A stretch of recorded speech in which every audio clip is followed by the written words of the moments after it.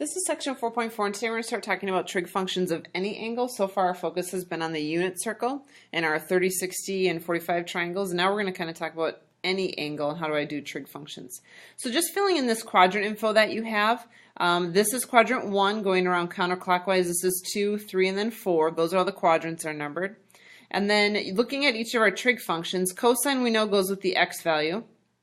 And if I were to plot this point, if I started at the origin and moved to the right, that would be a positive x. So cosine is positive in the first quadrant. It's also positive in the fourth quadrant because, again, I'm moving x and I'm moving to the right, so my x would be positive. If I moved to the left, then my x's would be negative. So cosine is negative in both of these quadrants. Looking at the sine value, which is the y, sine in this quadrant, since you're going up, if you were to plot this point, you'd have to travel up. That would be positive. Sine is also positive in this quadrant, again, going up. If I started at the origin and went downward, then these sine values, these y values, would be negative. So that's why both of those are marked negative. Tangent, remember, is just y over x. And so if I did a positive over a positive, I would still get a positive. So that's why tangent is positive in the first quadrant. Second quadrant, if I were to do a positive over a negative, I would get a negative. So that makes tangent negative in this quadrant. Quadrant 3, I've got a negative over a negative, and those would cancel each other out and give me a positive tangent in quadrant 3. Last quadrant, I'd have a negative over a positive, and that would give me a tangent of a negative. So just kind of reviewing that quadrant information if you didn't know that stuff. To piggyback on that, if you have a cosine that's positive, then your secant, or your reciprocal function, is also positive. Flipping a fraction doesn't change its sign. So if tangent is positive, then cotangent is positive in this quadrant. First example says let negative 3, 4 be a point on the terminal side of theta. Just means kind of where the angle ends. And then find the sine, cosine, and tangent of theta. So here's my triangle, going left 3 and then up 4. Found the hypotenuse by doing Pythagorean's theorem. And now I'm supposed to find the sine, cosine, and tangent. So the sine would be 4/5. Cosine is negative 3/5. And the tangent is 4 over negative 3.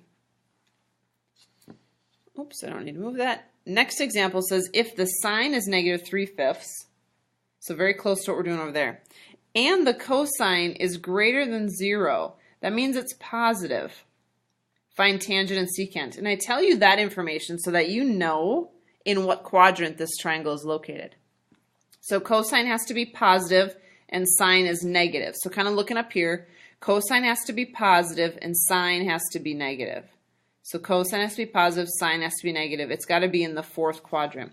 So that's where I'm going to draw my triangle. So there's my triangle in the fourth quadrant. There's my theta. The sine is negative 3/5, opposite over adjacent, or sorry, opposite over hypotenuse. Doing Pythagoras, I find out that this is a 4.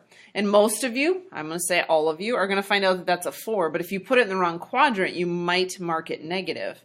If you were to draw this triangle in the third quadrant, your x would be negative because you'd be moving that way. So it's your first job to figure out what quadrant you're in so that you get all the right signs.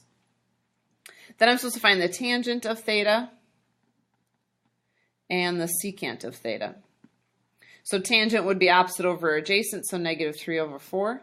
And the secant is cosine flipped, and the cosine is 4/5, so flipped of that would be 5/4.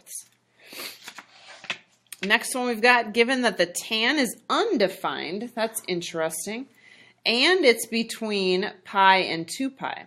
So now pi is right here, 2 pi is right here, so we're talking about having an angle in here somewhere, in the bottom 2 quadrants. And I would like to find the cosine and the cosecant. If tangent is undefined, that means we're dividing by 0. And the only place you divide by 0 is on an axis angle. So either 2 pi, pi over 2 pi, or 3 pi over 2. So it's got to be one of these guys. So looking at their points, I'm just going to quick jot them here. Oops, this is 0, -1. And this is 1, 0. So for tangent to be undefined, it means our y over x has to be something over 0. I got to have a 0 in the denominator to get it to be undefined. So I'm looking for an x of a 0. So it's not that one, it's not that one, it's that guy right there. So looking at that angle, I'm going to be able to tell the cosine, which is the x value, and I'm going to be able to tell the sine, which goes with cosecant, and then just flip it. So -1 flipped over is still just -1. Next problem says if the cosine is negative and the angle is from pi to 3 pi over 2. So pi to 3 pi over 2 is in the third quadrant. So here's my triangle. Cosine is -5 over 13. So now doing Pythagorean's theorem, what you're going to find is anytime you do Pythagorean's theorem, you're always going to get a positive number. What you have to know is that you are in quadrant 3, which means your side here, even though you get 12 when you do Pythags, it has to be negative because you're going downward. And that's what's going to get kids on the test, is knowing if that is a negative or a positive.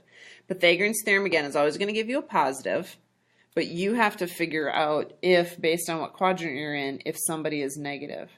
I'm supposed to find the cosecant. Cosecant is the flip of sine, so instead of doing opposite over hypotenuse, I'm going to do hypotenuse over opposite.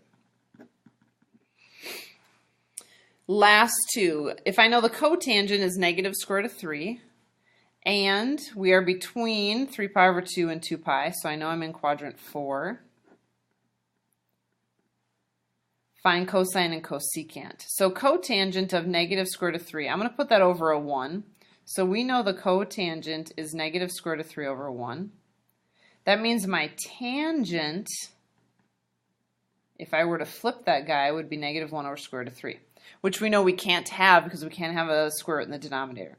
So we'll fix that guy, and it will turn into a -square root of 3 over 3.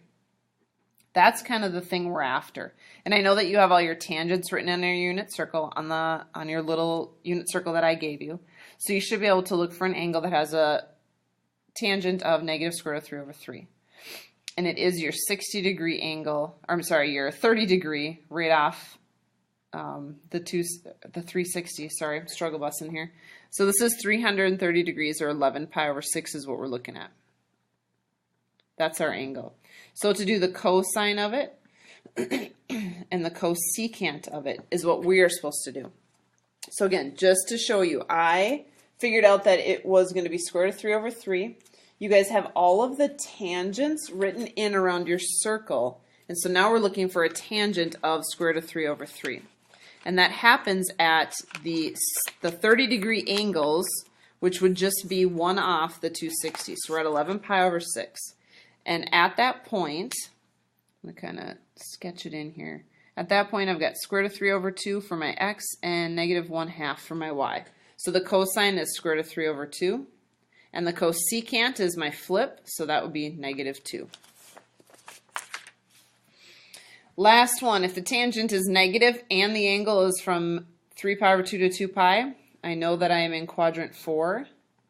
Tangent being opposite over adjacent. How do you know which one gets the negative? Think of it as a point. If you move to the right and then down, it makes sense that only the 5 should be negative, since the 4 is moving in a positive direction. And I'm just supposed to find the cosecant. So first I'm going to need to do Pythagorean's theorem, and I get the square root of 41. And then the cosecant would be the flip of sine. So instead of opposite over hypotenuse, we're going to do hypotenuse over opposite. So today is really a job of figuring out what quadrant you're in, which can be kind of tricky. So you need to start with the information you're given, see if you can determine a quadrant so that can help you determine if anything is positive or negative.